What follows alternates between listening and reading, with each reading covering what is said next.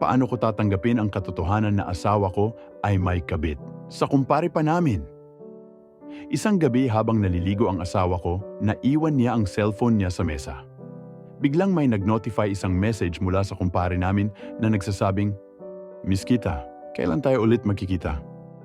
Nanlamig ako.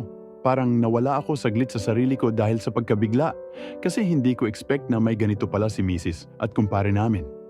Kasi sa bahay, sweet naman at maalaga ang Mrs. ko sa akin. So naisip ko, bakit may ganito? Hindi ako nagalit at hindi ko muna kinumpronta at habang naliligo siya, tiningnan ko pa ang sipi niya. Napansin ko na masyado silang madalas mag-usap.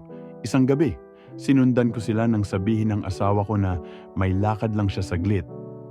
Doon ko nakita ang ayokong makita, naghahalikan sila ni kumpare sa loob ng sasakyan.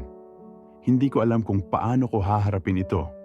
Ano bang mga pagkukulang ko sa asawa ko para magawa niya ito? Oo, alam ko mahirap lang kami.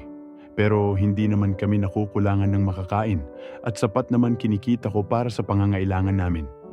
Ang masakit, takot ako na iwan ako ng asawa ko pag kinumpronta ko siya.